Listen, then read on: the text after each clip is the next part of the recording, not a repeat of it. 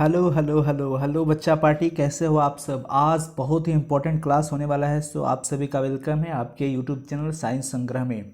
तो चलिए आज हम लोग करने वाले हैं अब तक की सबसे इम्पोर्टेंट क्लास बच्चा party. Really this is very important because आज आप करने वाले हैं 100 मार्क्स हिंदी जो पूछा जाता है एग्जाम में। 100 मार्क्स का हिंदी का पेपर सबके लिए हो चुका है, वो चाहे इंटर साइंस से हो, कॉमर्स से हो या फिर आर्ट्स से हो, कोई भी स्ट्रीम हो, मीडियम कोई भी हो, वह हिंदी मीडियम हो या फिर इंग्लिश मीडियम हो, but it is compulsory to read. ये पढ़ना बहुत ही ज़रूरी है। सो गाइस प्लीज़ लास्ट तक वीडियो में ज़रूर स्टे रहना है, कहीं नहीं जाना है, बिकॉज ये अब क्लास आपके लिए बहुत ही इंपॉर्टेंट होने वाला है। तो चलिए हम लोग शुरू करने वाले हैं एकदम इम्पॉर्टेंट चैप्टर संपूर्ण क्रांति, जो कि लोक नायक जयप्रकाश नारायण जी के द्वारा रचित है। हाहाकार मच गई थी पूरे देश में। सो प्लीज़ जल्दी से आप लोग गाइस जुड़ जाइए, जितने लोग जुड़े हैं रहेंगे कमेंट कीजिए फटाफट से आप लोग, क्योंकि मैं इसमें ऑब्जेक्टिव क्वेश्चंस भी आपसे करने वाला हूं। क्योंकि मैंने इसका ऑब्जेक्टिव करवा दिया हूं और ये सब्जेक्टिव क्वेश्चन आपके लिए बहुत इंपॉर्टेंट होगा, बहुत इंपॉर्टेंट। अपने विचार से उत्तर बनाए गए हैं जो कि आपके विचार से बिल्कुल मिलेंगे, और ये उत्तर बिल्कुल ही सही है। ये आपको हर हालत में पढ़ना होगा, है ना, बिकॉज आप अगर अच्छा मार्क्स लाना चाहते हैं तो ये आपके लिए बहुत ही रियली वेरी इंपॉर्टेंट होने वाला है। सो जल्दी से बाकी लोग जुड़ जाएंगे, फटाफट से चले आइए जल्दी से। क्लास हम लोग शुरू करने वाले हैं बिकॉज क्लास का टाइमिंग है 9:30। चलिए फटाफट से जल्दी जल्दी जुड़ जाइए आप लोग। हेलो बच्चा पार्टी लोग, जल्दी से आइए आइए फटाफट। सबको गुड इवनिंग, जाते वक्त गुड नाइट बोलेंगे बट अभी नहीं। फटाफट से जुड़ जाएंगे, और याद रहे कि नोट्स भी कंप्लीट करने चलना है, नोट्स भी कंप्लीट करते चलना है आपको, बिकॉज ये तो मैं अभी समझाऊंगा और वीडियो को स्किप नहीं करना। ये नहीं सोचना है कि हिंदी है, अरे भाई हिंदी है तो क्या है, 100 मार्क्स की है हिंदी। सो आपको लास्ट तक क्लास ज़रूर देखना होगा, बिल्कुल आराम से। बहुत मज़ा आने वाला है क्लास में। आज का कंसेप्ट तो इतना अच्छा से क्लियर होगा ना, बहुत अच्छे से क्लियर कराने वाला हूँ आज का कंसेप्ट। सो प्लीज़ अगर आप इस चैनल पे नए हैं तो चैनल को सब्सक्राइब कर लीजिएगा और बेल आइकन को जरूर क्लिक कर दीजिएगा, बिकॉज जो भी नोटिफिकेशंस होंगे आपको सबसे पहले ही मिलेंगे। और एक सबसे बड़ी इंपॉर्टेंट नोटिफिकेशन, आप हमारे टेलीग्राम की चैनल पे भी जुड़ सकते हैं। टेलीग्राम मोबाइल आप अपने टेलीग्राम ऐप आप अपने मोबाइल में इंस्टॉल करें। टेलीग्राम क्या लिखेंगे, टेलीग्राम प्ले स्टोर में जाकर के इंस्टॉल करें। इंस्टॉल करने के बाद आप सर्च बार में साइंस संग्रह सर्च करेंगे, वहाँ पे साइंस संग्रह का चैनल आएगा, उसे भी आप सब्सक्राइब करके वहाँ भी ऐड हो जाएंगे। वहाँ पे आपको important notes, doubt session, crash course, सारी चीज़ें प्रोवाइड की जाएंगे, सारी चीज़ें प्रोवाइड की जाएंगी। तो सो वहाँ पे भी आप ज़रूर जुड़ें। चलिए आज हम लोग शुरू करने वाले हैं। सबसे पहला कि हो क्या रहा है, तो संपूर्ण क्रांति हम लोग करने वाले हैं, जो कि लेसन 3 है। 1 और 2 करा दिया गया है, प्लेलिस्ट में वीडियो है, जाकर के वहाँ जरूर देख लीजिएगा। लोक नायक जयप्रकाश नारायण जो कि इसके लेखक हैं, हम लोग अभ्यास का प्रश्न उत्तर करने वाले हैं, बहुत ही इंपॉर्टेंट, बहुत ही इंपॉर्टेंट। देखिए राष्ट्रकवि दिनकर जी, राष्ट्रकवि दिनकर जी ने क्या लिखा था कि है जयप्रकाश वह नाम जिसे इतिहास समादर देता है, बढ़कर जिसके पद चिन्हों को उर पर अंकित कर लेता है। ये जो लाइन लिखी गई है जयप्रकाश नारायण जी के बारे में, ये लिखी गई है राष्ट्रकवि दिनकर जी के माध्यम से। ये चीज़ लिखे हैं दिनकर जी, ओके। ये पंक्तियाँ जो मैंने यहाँ पे घेर रखा है ना, समझिए बड़ी इंपॉर्टेंट पंक्ति थी। बट आज हम लोग बात करने हैं केवल इस क्वेश्चन आंसर के बारे में। सबसे पहला क्वेश्चन है कि आंदोलन के नेतृत्व के संबंध में जयप्रकाश नारायण के क्या विचार थे, और आंदोलन का नेतृत्व वे किस शर्त पर स्वीकार करते हैं। बच्चा लोग बहुत ही इंपॉर्टेंट है, बहुत ही इंपॉर्टेंट। मैं आपको बता देता हूँ कि जो जयप्रकाश नारायण जी हैं, इनका जन्म 11 अक्टूबर 1902 को हुआ था और इनका निधन हुआ था 8 अक्टूबर 1979 को। जन्म हुआ था सिताब दियारा गांव में, जो कि उत्तर प्रदेश के बलिया और बिहार के सारण जिले में फैला हुआ है। इनके बचपन का नाम बाउल है, याद रखेंगे बच्चा लोग, बचपन का नाम इनका क्या है, Baul. So very important because objective question ये पूछता है। और इनके माता का नाम था फूल रानी, क्या नाम था, फूल रानी, और पिताजी का नाम था हरसु दयाल, ध्यान रखेंगे। और इनकी पत्नी थी प्रभावती देवी। प्रभावती देवी ब्रज किशोर प्रसाद की पुत्री थी, याद रखेंगे, बहुत ही इंपॉर्टेंट है।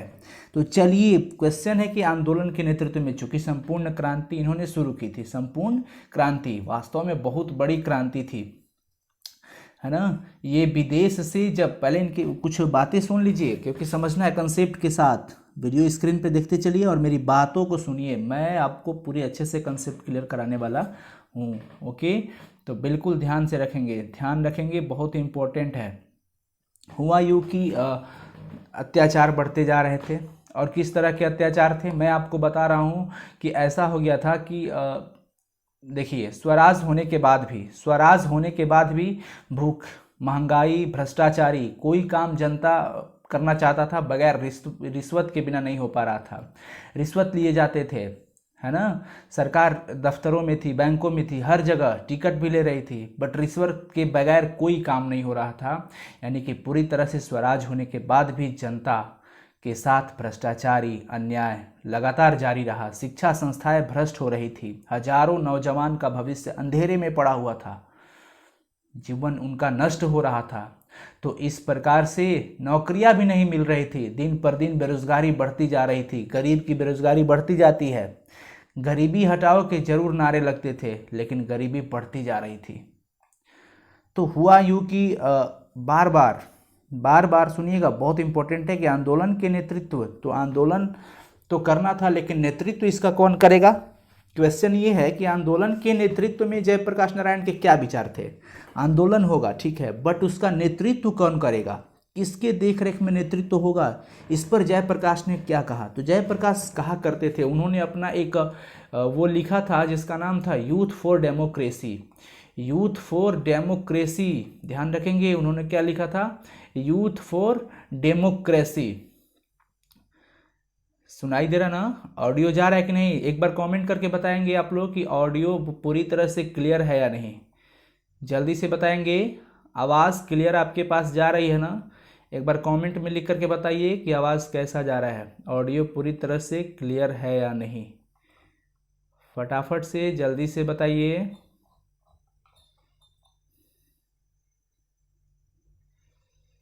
हाँ, तो वेरी गुड। चलिए, उन्होंने लिखा था, पहला आह्वान किया था यूथ फॉर डेमोक्रेसी का, यानी कि लोकतंत्र में युवकों का क्या रोल है, युवा लोग का क्या रोल है। और उसमें उन्होंने ये बात लिखी थी कि देखिए, हम लोग तो बूढ़े हो गए हैं, हम नहीं बूढ़े हुए हैं, मतलब वो बोल रहे थे अपने आप को, जयप्रकाश नारायण जी, कि हम तो बूढ़े हो गए, हमारी सलाह आप लोग ले लीजिए, बिकॉज हम लोग दूसरी पीढ़ी के हो गए और आप अब नई पीढ़ी के लोग हैं।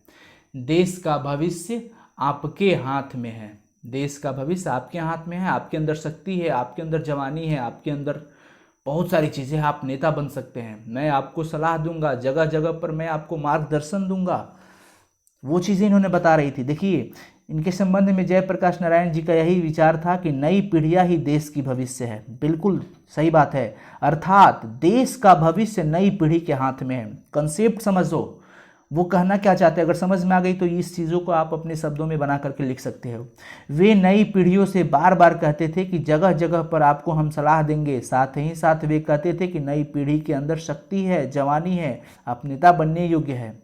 हमारे साथ अनवरत, अनवरत का मतलब कि बिना विराम के, बिना रुके, यानी लगातार हो रहे अन्यायों, भ्रष्टाचारों आदि को रोकना होगा, और इसके लिए हमें आगे आना होगा, इसके लिए हमें आगे आना होगा। उनकी बातों को शुरू में कुछ दिनों तक लोग इग्नोर किए, कोई ध्यान नहीं दे रहा था, शुरू की बात मैं बता रहा हूँ।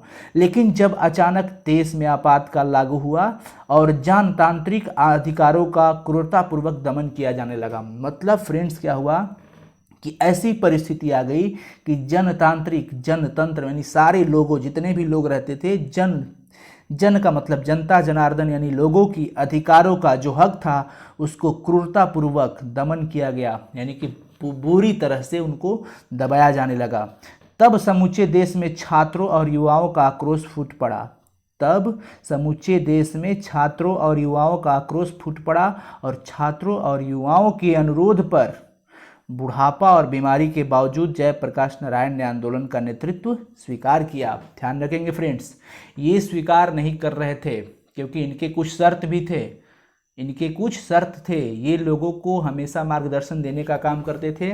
लेकिन इन्होंने कहा कि सुन लो भाई, सुन लो, आप सबसे एक ही अनुरोध है कि मुझे नाम के लिए नेता नहीं बनना है, मुझे सामने खड़ा करके और कोई मुझे पीछे से डिटेक्ट करेगा ना, तानाशाही करेगा, तो जयप्रकाश नारायण कभी ये चीज़ छोड़ सकता है, नेतृत्व करना कल छोड़ सकता है जयप्रकाश नारायण।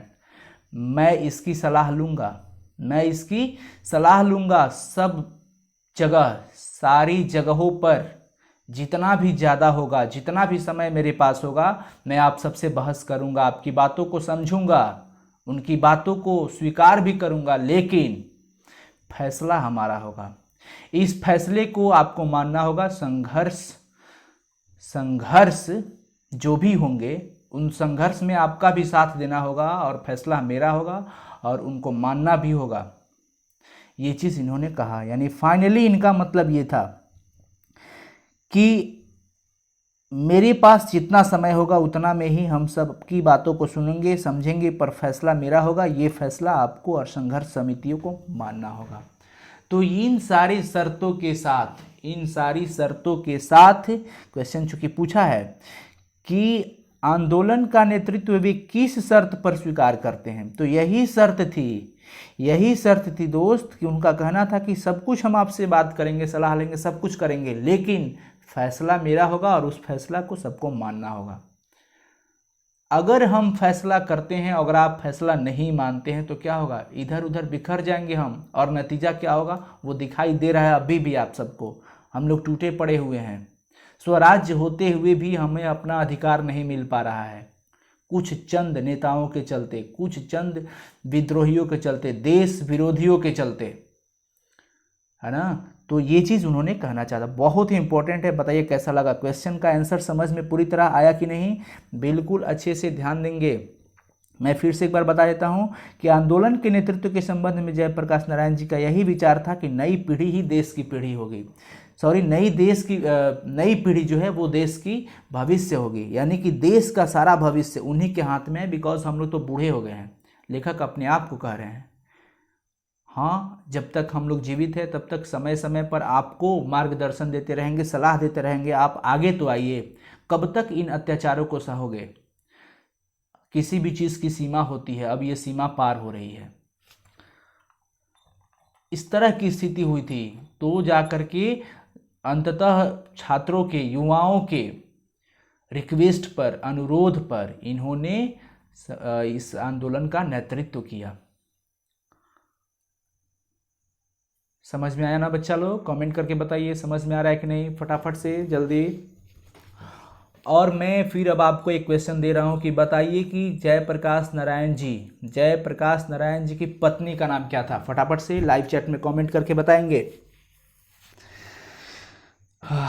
फटाफट से बताइए कि जयप्रकाश नारायण जी जो थे, इनकी पत्नी का नाम क्या था, जल्दी फटाफट से फ्रेंड्स। जयप्रकाश नारायण जी के पत्नी का नाम क्या था, नाम बताएंगे।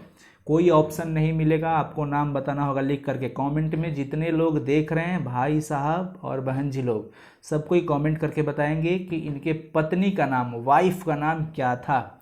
जल्दी से, मैं बीच बीच में क्वेश्चन करते रहता हूँ, चलिए जल्दी से बताएंगे। सबका कमेंट नहीं आ रहा है, बाकी लोग जो देख रहे हैं वो भी कमेंट कीजिए। लाइव चैट में कमेंट करने से कोई प्रॉब्लम नहीं होगा, डरिए मत, कोई प्रॉब्लम नहीं है। आप लाइव चैट में आंसर केवल लिखिए। वेरी गुड, बहुत सुंदर। प्रभावती देवी नाम था, क्या नाम था, प्रभावती देवी, जो कि ब्रज किशोर प्रसाद की पुत्री थी, है ना। चलिए अब हम लोग बात करते हैं सेकंड क्वेश्चन की। सेकंड नंबर जो क्वेश्चन है फ्रेंड्स, ये क्वेश्चन है कि जयप्रकाश नारायण के छात्र जीवन और अमेरिका प्रवास का परिचय दें। इनकी छात्र जीवन कैसी थी, किस प्रकार से थी, और ये जब अमेरिका गए थे तो वहाँ पर इनकी क्या कहानियाँ हुई, ये सारी चीज़ों को थोड़ा सा समझना बहुत ही इम्पोर्टेंट है, बहुत ही इम्पोर्टेंट है ना। तो चलिए हम पहले आपको बताते हैं इनकी कुछ बातें कि जब 1921 की बात हम लोग करेंगे, 1921 की। आप मेरी बातों को पहले ध्यान से सुनो, बिल्कुल ध्यान से सुनो। ऐसा मत सोचना कि ये स्क्रीन पर सर लिखे नहीं है और बोल कहाँ से रहा है, ऐसी बातें नहीं है। मैं बता रहा हूँ आपको, वो चीज़ समझना है आपको, और स्क्रीन पे तो केवल आपको आंसर मिलेगा, बट आंसर को समझने से पहले कुछ और बातें भी समझनी होगी, है ना। 1921 की बात है कि जनवरी के महीनों में पटना कॉलेज में इनका एडमिशन था। आईएससी के विद्यार्थी थे और इनके साथ कुछ मित्र भी रहते थे जो कि बहुत ही इंटेलिजेंट थे, ब्रिलियंट थे। उन्होंने ये भी कहा कि वो क्रीम बच्चे थे, क्रीम मतलब समझ सकते हैं आप, बहुत ही ब्रिलियंट। और ऐसा हुआ था कि साइंस के विद्यार्थी थे और एक थे फूलदेव सहाय या फूलदेव बाबू कहते थे उनको, जो कि राजेंद्र बाबू के सचिव कहिए या फिर मंत्री कहिए या फिर मित्र कहिए। तो इनके परिवार वालों ने कहा कि आप एक काम करो नारायण जी, जयप्रकाश नारायण जी, आप फूलदेव बाबू के साथ रहो कुछ दिन उनकी लेबोरेटरी में और वहाँ उनके साथ कुछ प्रयोगशाला में काम करो और वहाँ से बहुत कुछ सीखो। इन्होंने रहा, सीखा भी, और उसके बाद हुआ यूँ कि इन्होंने एक बार स्वामी सत्यदेव, जो कि आप देख रहे हैं स्क्रीन पे, मैं हाईलाइट कर रखा हूँ इसको, स्वामी सत्यदेव का भाषण सुने थे। स्वामी सत्यदेव का भाषण सुने थे और उस भाषण में उन्होंने ये बताया था कि अमेरिका में मजदूरी करके लड़के पढ़ सकते हैं और इनकी इच्छा थी वहाँ पढ़ने की। बिकॉज बात ऐसा था कि इनके परिवार में कोई बहुत ज़्यादा धनी मनी परिवार नहीं था, थोड़ी सी खेती थी। पिताजी नहर विभाग में जिलादार थे, बाद में रेवेन्यू असिस्टेंट बने, वो भी नॉन गजेटेड ऑफिसर थे और उनकी हैसियत नहीं थी कि वो अमेरिका पढ़ा सके लोक नायक जयप्रकाश नारायण को। तो उनको ये चीज़ें याद आई, किसकी बातें, स्वामी सत्यदेव की, कि अमेरिका में मजदूरी करके वहाँ लड़के पढ़ सकते हैं और पढ़ते भी है ना। तो उनकी भी इच्छा थी कि मैं आगे पढ़ूं, क्योंकि आंदोलन तो गिराव पर आ गया था, शुरू में चढ़ाव पर था लेकिन उतर चुका था। तो इस बीच उनकी इच्छा थी कि अमेरिका में जाएं और कुछ वहाँ से शिक्षा ग्रहण करके फिर वापस लौटें, है ना। लेकिन इनके कुछ मित्र भी थे जो कि इनके बारे में बहुत गलत बातें बोला करते थे, गालियाँ भी दे रहे थे। अमेरिका गए तो इनको ऐसा कहा गया कि वो वहाँ के राष्ट्रपति निक्सन से मिल करके आया है, यानी कि इनके विरोध में इन्हें अमेरिका का दलाल कहा गया था। कहाँ का दलाल कहा गया था? अमेरिका का दलाल। और लोग नारे लगाने लगे कि निक्सन को दे दो तार, जयप्रकाश की हो गई हार। निक्सन को दे दो तार, जयप्रकाश की हो गई हार, इस प्रकार के नारे लगाए जाने लगे। फाइनली फ्रेंड्स यूँ हुआ कि ये अमेरिका गए और वहाँ पर बागानों में काम किए, कारखानों में काम किए, लोहे के कारखाने में, समझो वो शरीर लोहे के कारखाने में रगड़ी हुई है। उन कारखानों में भी उन्होंने काम किया जहाँ पर जानवर मारे जाते हैं। बड़ी ध्यान से सुनना होगा, बहुत ही इम्पोर्टेंट है। VVI MVVI कहें तो बहुत इम्पोर्टेंट है। वो उन कारखानों में भी काम किए जहाँ पे जानवर मारे जाते हैं। बात ऐसी थी फ्रेंड, सबसे बड़ी दिल दहलाने वाली बात ये हुई कि वो जब यूनिवर्सिटी में पढ़ते थे, छुट्टियों में काम करके इतना पैसा कमा लेते थे कि कुछ खाना उनके 3-4 विद्यार्थियों के साथ वो मिलकर पकाते थे और खाते थे। सोचो, हालात बहुत ही खराब थे। सस्ते में वो लोग खाना पीना खोजते थे। एक कोठरी थी जिसमें कई लोग रहते थे, रुपया बचा लेते थे, बिकॉज पैसा ज़्यादा था नहीं, वो भी कहीं से काम करके लाना था, कुछ कपड़े खरीदने के लिए तो कुछ फीस भरने के लिए। और बाकी के दिन, हर दिन सोचो, रविवार को भी छुट्टी नहीं था। 1 घंटा रेस्टोरेंट में, जिसे रेस्तरां बोलते हैं, होटल में, वहाँ पर जा कर के इन्होंने बर्तन धोया, वेटर का काम किया, तब जा कर के कहीं शाम को, रात को या फिर दिन का खाना मिलता था। समझो, बराबर 2-3 लड़के कितने वर्षों तक उस कोठरी में रहेंगे। और 2 भी चारपाई नहीं थी, मात्र 1 चारपाई थी जिस पर वो सोते थे और एक कोई अमेरिकन लड़का सोता था। सोचो, एक रजाई थी, उसी रजाई के अंदर वो सोया करते थे दोनों। बड़ी गरीबी से इन्होंने पढ़ाई की है। और इससे भी बड़ी दिल दहलाने वाली बात ये आ रही है सामने कि कुछ और टाइम की बात करें, इतवार दिन की बात करें, अगर हम लोग आंसर ही पढ़ रहे हैं फ्रेंड्स, बहुत ही अच्छे से समझना होगा इस चीज़ को, बहुत ही बारीकी से सुनिए, क्लास मिस नहीं करना है, लास्ट तक रहना है। सबसे बड़ी दिल दहलाने वाली बात ये आएगी कि इतवार के दिन, यानी रविवार को दिन, कुछ और टाइम की अगर बात करें, एक्सटर्नल टाइम में इन्होंने होटल का जो काम करता था वो छोड़ दिया, छोड़ करके जूते साफ करने का काम, शू शाइन पार्लर में जाते थे, वहाँ पर जूते पॉलिशिंग करते थे। सोचो कितनी बड़ी ये दुखद स्थिति से संघर्ष किए हैं वहाँ पर। इसी तरह से इनकी संघर्ष जारी रही और फिर जा कर के इन्होंने BA पास किया।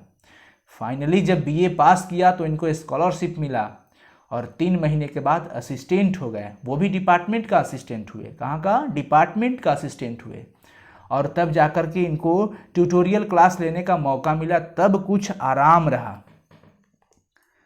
समझ में आना? तो ये चीज़ें हम करने वाले हैं फ्रेंड्स। सो चलिए अब हम लोग आंसर फाइनल, ये चीज़ें आपको समझ में आ गई कि क्या क्या कहानियाँ उनके साथ हुई थी। और फिर हम लोग समझ रहे हैं कि जयप्रकाश नारायण का छात्र जीवन बहुत ही संघर्षशील रहा। वे साइंस के छात्र थे। वे कुछ दिन फूलदेव बाबू के साथ लेबोरेटरी में रहे। और फाइनली मैं आपको बता दूं कि फूलदेव बाबू कौन थे? कौन थे? जल्दी से आप कमेंट करके बताइए फटाफट। मैं अभी आपको बताया कि फूलदेव बाबू कौन थे, जल्दी से बताइए आप फटाफट। I am waiting for your reply. जल्दी से दोस्त कमेंट में बताइए, लाइव चैट में कमेंट कीजिए फटाफट कि फूलदेव बाबू के साथ ये कुछ दिन तक रहे। लेकिन फूलदेव बाबू थे कौन? वे कौन थे? जल्दी से बताएंगे फटाफट। हम देख रहे हैं सबका कमेंट, जल्दी से बताइए। सही सही जवाब दीजिए आप लोग फटाफट। जो स्टोरी बारीकी से सुन रहा है ना, ये मत समझो कि ये बकवास हो रहा है। ये आपके सिलेबस की चीज़ें यहाँ मुफ्त में दी जा रही है, फ्री में दी जा रही है, नोट्स प्रोवाइड किए जा रहे हैं। यार गजब की हाल है, आपको बड़ी मज़े लेने चाहिए इस पढ़ाई में। जी राजेंद्र बाबू के सचिव थे या मंत्री थे? बिल्कुल सही जवाब। तो ये हुआ कि वो उनके साथ लेबोरेटरी में रहे। बिहार विद्यापीठ से वे आईएससी की परीक्षा पास किए। ये बातें बिल्कुल इंपॉर्टेंट है, really very important, because objective questions भी पूछे जा सकते हैं कि जयप्रकाश नारायण ने कहाँ से आईएससी की परीक्षा पास की। तो वो बिहार विद्यापीठ से। वे स्वामी सत्यदेव के भाषण सुने थे कि अमेरिका में मजदूरी करके लड़के पढ़ सकते हैं। और बताओ उनको अमेरिका जाने का मन था या नहीं? बिल्कुल था ना, बिकॉज वो चाहते थे कि चूंकि आंदोलन जो था वो तो उसका वो हो चुका था, मतलब कि गिराव हो गया था, चढ़ाव पे था बट उतर गया था। तो वो सोचे कि तब तक मैं कुछ अमेरिका से शिक्षा लेकर के लौट आऊँगा, है ना। तो वे अमेरिका गए। फाइनली कहाँ गए? अमेरिका गए। वहाँ वे बागानों में काम किए, कारखानों में काम किए, जहाँ जानवर मारे जाते हैं उन कारखानों में भी उन्होंने काम किया।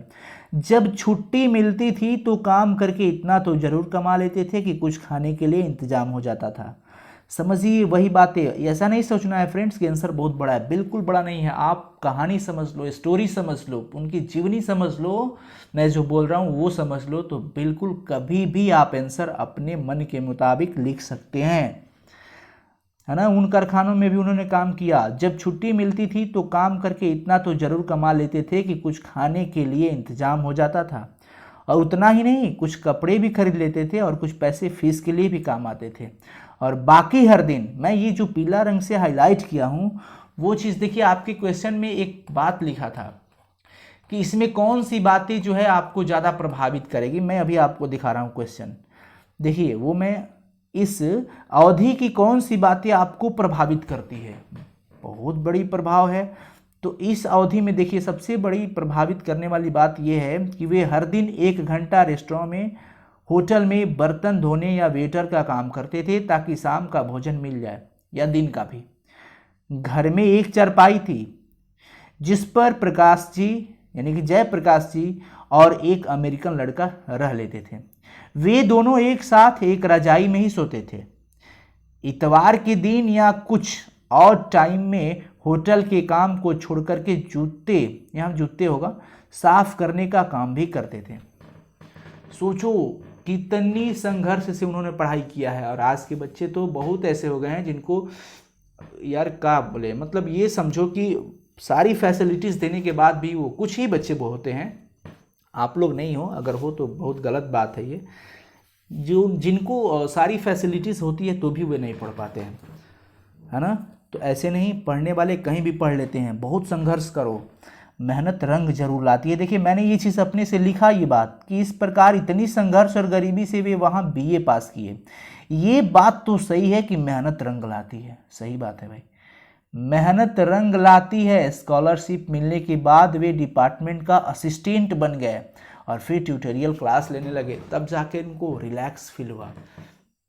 समझ रहे हैं बात? क्वेश्चन क्या था फ्रेंड्स? क्वेश्चन था कि जयप्रकाश नारायण के छात्र जीवन और अमेरिका का प्रवास का परिचय देना था। तो हमने अक्सर छात्र जीवन के भी बारे में बता दिया और अमेरिका में उन्होंने क्यों गया, वहाँ गए तो वहाँ पे प्रवास कैसा था, वो सारा चीज़ हम लोग क्लियर कर लिए। तो प्लीज़ आप इसका भी एक स्क्रीनशॉट या फिर क्लास ख़त्म होने के बाद इसका नोट्स आपको ज़रूर बनाना है। घर में बैठे बैठे स्टडी करो, बहुत सारा टाइम आपके पास मिला है। और इस चैनल का लाइव क्लास ज्वाइन करना ना भूलें। सुबह 9 बजे केमिस्ट्री चल रहा है, फिर शाम को 4 बजे इंग्लिश, और फिर 7:30 बजे मैथमेटिक्स, और 9:30 बजे से प्रैक्टिस सेट हिंदी का और भी सारे मिसलेनियस कराए जाते हैं। सो ये चारों क्लास वेरी वेरी इंपॉर्टेंट है। साइंस संग्रह की यूट्यूब चैनल पेज पर आप हमेशा ही एक्टिव रहें। ओके, चलिए क्वेश्चन नंबर 3 की बात करते हैं, बहुत ही इंपॉर्टेंट है। जयप्रकाश नारायण कम्युनिस्ट पार्टी में क्यों नहीं शामिल हुए? Jayaprakash Narayan communist party. अब फ्रेंड्स यहाँ पे एक वर्ड आया है कम्युनिस्ट। बहुत बच्चे कम्युनिस्ट वर्ड को नहीं समझ पाते हैं कि कम्युनिस्ट होता क्या है, और मैं आपको यहाँ बताने वाला हूँ कम्युनिस्ट का अर्थ क्या होता है, कम्युनिस्ट का मतलब क्या होता है। देखिए, कम्युनिस्ट का मतलब हुआ फ्रेंड्स साम्यवादी। साम्यवादी, और साम्यवादी का मतलब ये हुआ कि जैसे पूंजीपति लोग जो होते हैं, पूंजीपति लोग, वो मध्यम वर्ग के लोगों को या फिर मजदूर वर्ग के लोगों को तो विशेष करके वो शोषण करते हैं, है ना। वो क्या करते हैं? शोषण। कार्ल मार्क्स का ये विचार था कि पूंजीपति वर्ग के लोग जो होते हैं वो मजदूर वर्ग के लोगों को बहुत ज़्यादा ही शोषित करते हैं। तो इसके विरोधक, इनके विरोधक थे ये चीज। जयप्रकाश नारायण जी ये चीज नहीं चाहते थे कि पूंजीपति वर्ग के लोग हमारे समाज के मजदूर वर्गों को शोषित करें, तो वो कम्युनिस्ट बोलते हैं उसको। फिर भी ऐसा होते हुए भी वो कम्युनिस्ट पार्टी में क्यों नहीं शामिल हुए? सबसे बड़ी बात ये थी, उन्होंने कम्युनिस्ट का सोच रखा था, घोर कम्युनिस्ट थे वो, लेकिन फिर भी कम्युनिस्ट पार्टी में उन्होंने दाखिला नहीं लिया। तो सबसे बड़ी क्वेश्चन ये होती है कि फिर वो किस पार्टी में दाखिला लिए? तो फ्रेंड्स याद करेंगे वो चीज़, बिल्कुल रियली वेरी इंपॉर्टेंट है। वो कांग्रेस पार्टी में ज्वाइन हुए। किस पार्टी में? कांग्रेस में दाखिल हुए।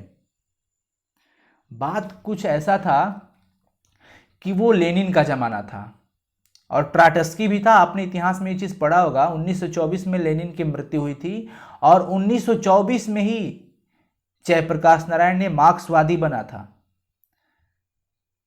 और इन्होंने मार्क्सवाद के तो ग्रंथ कई छपे थे और सबको ये पढ़ लिए थे। और बात एक ऐसी थी कि एक रशियन टेलर था, दर्जी, जिसके यहाँ ये क्लास भी लेते थे, क्लास लगते थे इन लोग के। और सबसे बड़ी इंपॉर्टेंट बात है कि जब ये भारत लौटे थे तो भी घोर कम्युनिस्ट थे, लेकिन घोर कम्युनिस्ट होते हुए भी बावजूद इसके इन्होंने कम्युनिस्ट पार्टी ज्वाइन नहीं किया, बिकॉज सबसे बड़ी बात आने वाली है सामने। तो देखिए, ये तो बात सत्य है कि जयप्रकाश नारायण जी जब अमेरिका में थे तो वे घोर कम्युनिस्ट थे, अर्थात वे मार्क्सवादी थे। जब वे भारत लौटे तो भी घोर मार्क्सवादी थे। उत्तर देखिए अपने शब्दों में, बिकॉज एग्जाम में पेपर पे लिखा हुआ मिलेगा कि परीक्षार्थी यथासंभव अपने शब्दों में ही उत्तर दे। सो आपको अपने शब्दों में लिखना है कि जब वे भारत लौटे तो भी घोर मार्क्सवादी थे, किंतु वे कांग्रेस में दाखिल हुए। वे कम्युनिस्ट पार्टी में इसलिए शामिल नहीं हुए क्योंकि लेनिन द्वारा कही गई बात उनको अच्छी तरह याद थी। क्वेश्चन यही पूछ रहा है कि जयप्रकाश नारायण कम्युनिस्ट पार्टी में क्यों नहीं शामिल हुए? तो क्यों नहीं शामिल हुए? क्योंकि लेनिन के द्वारा उनको कुछ कही गई बातें याद थी। और लेनिन ने क्या बताया था? लेनिन ने यह बताया था कि जो देश गुलाम है, देखो मैं इसे हाईलाइट कर रखा हूँ येलो कलर में, वो आपको एकदम बिल्कुल समझना है। ऐसा नहीं कि सिर्फ इतना ही याद करना है, समझना है सारा स्टोरी और उसको आप अपने वर्ड में लिख सकते हैं। लेनिन ने बताया था कि जो देश गुलाम है वहाँ के कम्युनिस्ट को हरगिज वहाँ की आज़ादी की लड़ाई से अपने को अलग नहीं रखना चाहिए। ठीक है, आपकी सोच कम्युनिस्ट है, हम जानते हैं कि आप इन चीज़ों का विरोध करते हैं कि पूंजीपति वर्ग के लोग मजदूर वर्ग के लोगों का शोषण न करें।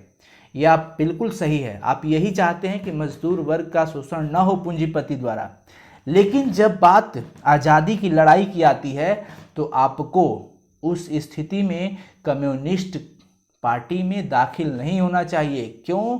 क्योंकि उस समय की स्थिति में भी जो लड़ाई की स्थिति होती है वो पूंजीपति के हाथ में होती है, उसके हाथ में ही अगर नेतृत्व हो, फिर भी कम्युनिस्ट को अलग नहीं होना चाहिए, अपने आप को आइसोलेट नहीं करना चाहिए। फ्रेंड्स, लेनिन ने यही बताया था, हरगिज वहाँ की आज़ादी की लड़ाई से अपने आप को अलग नहीं रखना चाहिए, आप उन सबके साथ रहिए, तब जाकर के देश को आज़ादी मिलेगी और आज़ादी मिलते ही आपकी सारी चीज़ें सॉल्व होने वाली है।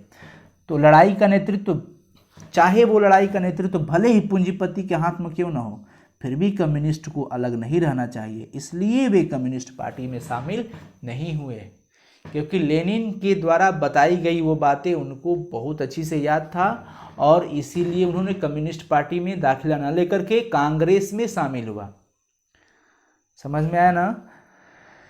चलिए, बहुत सुंदर। फिर मैं आपसे एक क्वेश्चन करने वाला हूँ, बहुत ही इंपॉर्टेंट क्वेश्चन, बहुत ही इंपॉर्टेंट क्वेश्चन कि बताइए कि जो इनके प्रभावती देवी थी, उनके पिताजी का नाम क्या था? फटाफट से बताएंगे, जल्दी से कमेंट करके बताएंगे। प्रभावती देवी जो कि लोकनायक जयप्रकाश नारायण की पत्नी थी, तो इनकी पत्नी के पिता का नाम, मतलब प्रभावती देवी के पिता का नाम, यानी प्रभावती देवी किसकी पुत्री थी? ये क्वेश्चन ऑब्जेक्टिव पूछे जा सकते हैं, सो आपको हमेशा किसी भी प्रश्न को फेस करने के लिए तैयार रहना होगा। जल्दी से बताएंगे, कमेंट तेजी से करो बच्चा party. Very good. Braj Kishore Prasad की पुत्री, बहुत बच्चों को याद नहीं, याद कर लो, ब्रज किशोर प्रसाद की पुत्री, स्टार पॉइंट में लिख लेना ये बात। चलिए क्वेश्चन नंबर 4 की बात करते हैं, वेरी इंपॉर्टेंट। पाठ के आधार पर प्रसंग स्पष्ट करें। पठित पाठ के आधार पर हमें ये चीज़ें बताना है।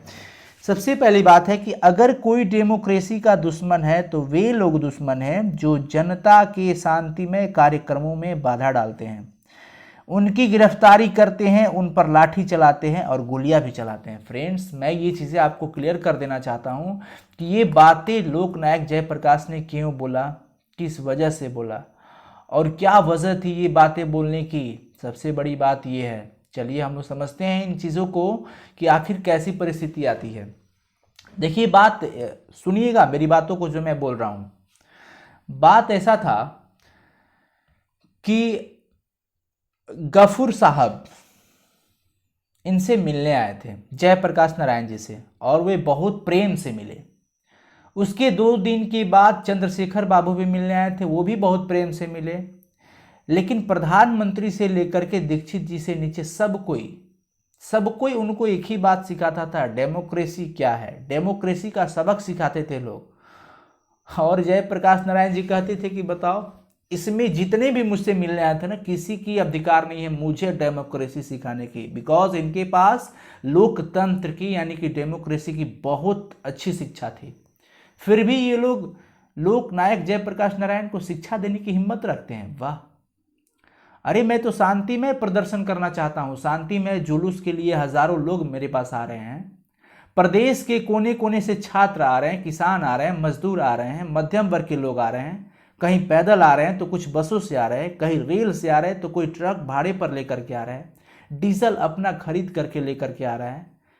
फिर इन लोगों ने जहां तहां इनको रोका, लड़कों को पीटा, गिरफ्तार भी किया, अनायास, कोई कारण नहीं है इसका, फिर भी ये लोग ये काम किए और मेरे यहाँ आकर के मीठी मीठी बातें करते हैं।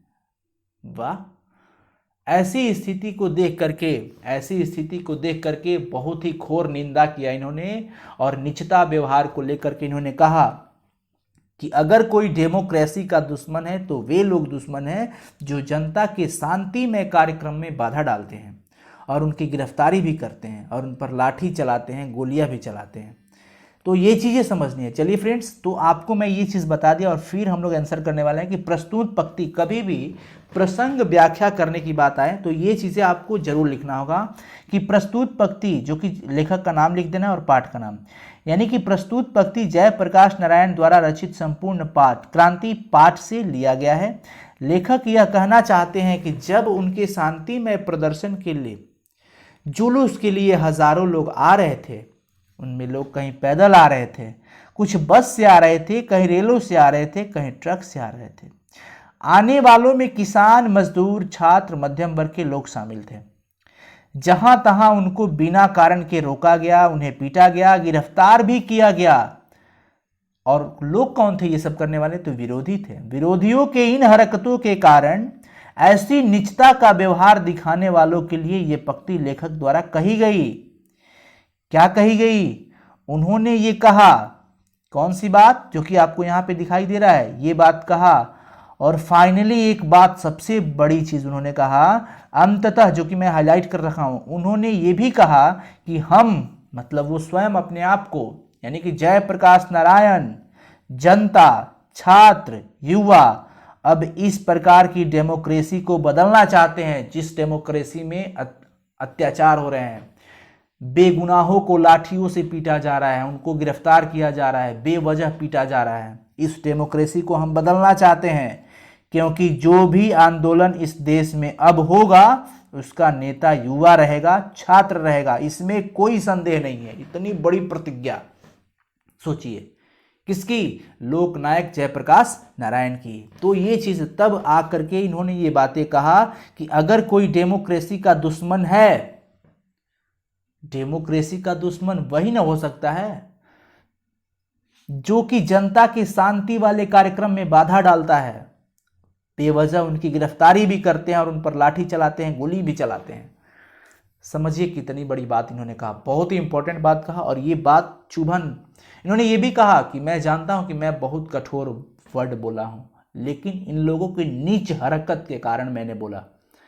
समझ में आया ना? तो ये चीजें क्लियर हुई अब, यानी कि 4 नंबर क्वेश्चन का क भाग क्लियर हुआ फ्रेंड्स। और अब हम लोग बात करने वाले हैं पार्ट ख की।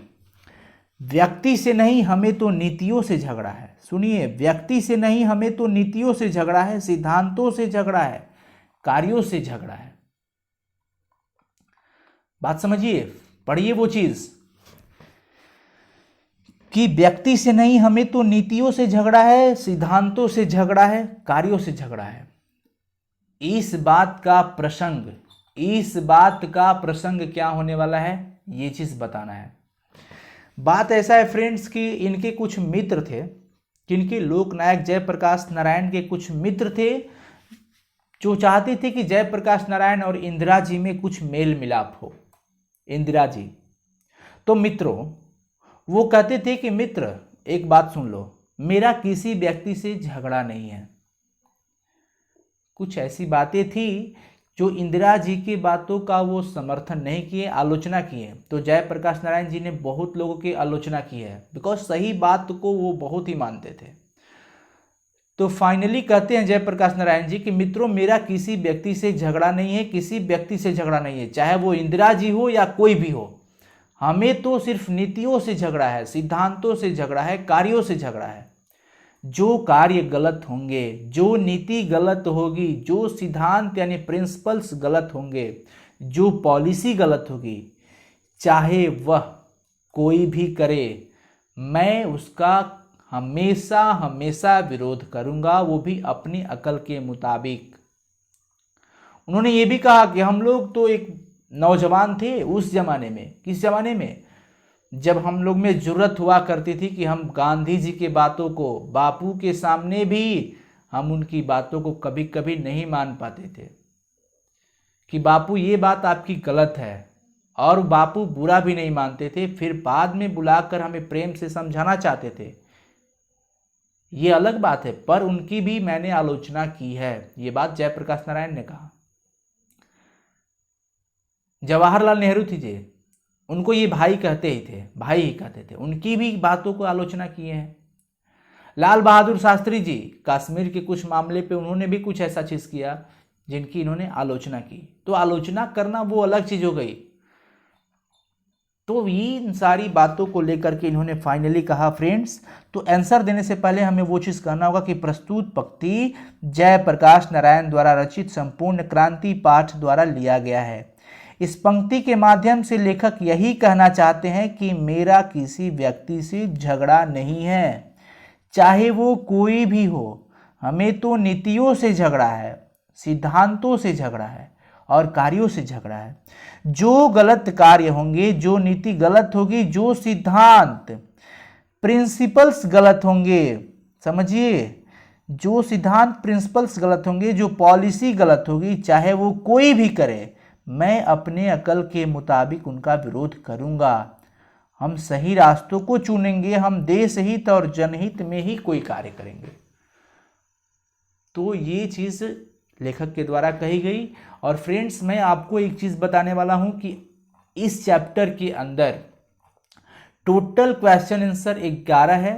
11 क्वेश्चंस हम लोग को क्लियर करने हैं, जिसमें से हम लोग 4 क्वेश्चन क्लियर कर लिए। ये क्वेश्चन आंसर बहुत ही इंपॉर्टेंट थे। मैं ये नहीं कर रहा हूँ कि बस यही इंपॉर्टेंट है, इसके बाद के भी क्वेश्चन नंबर 5, 6, 7, 8, 9, 10 एंड 11 वो भी हमें करना है। तो वो हम कल के सेशन में करेंगे, बिकॉज क्लास लंबा ज़्यादा ना हो, इसलिए आज इतना ही। और आज आपको चूँकि स्टोरी बड़ी अच्छे से समझना है, ध्यान से समझना है, सो आप इस चीज़ को एक बार और देख लीजिएगा, वीडियो को सुन लीजिएगा, ऑडियो सुन लीजिएगा, बहुत ही इंपॉर्टेंट है, बहुत ही इंपॉर्टेंट। और इसका नोट्स जरूर बना लीजिएगा। सो कैसा लगा आज की क्लास, कमेंट करके जरूर बताइएगा। लाइव चैट में तो कर सकते हैं कमेंट, बट वीडियोस के कमेंट में जरूर बताइएगा कि आज का क्लास कैसा लगा। और प्लीज़ अच्छा लगा हो तो एक लाइक जरूर कर दीजिएगा। चैनल को सब्सक्राइब नहीं किए हो तो प्लीज़ सब्सक्राइब भी कर लेना और बेल आइकन भी क्लिक कर लेना। और सबसे बड़ी बात फ्रेंड्स कि इस लॉकडाउन में सब पढ़े सब बढ़े, तो इस वीडियोस को अपने दोस्तों के साथ शेयर कर दीजिएगा।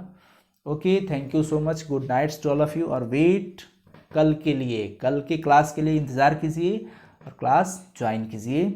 Okay, thank you so much, bye everyone.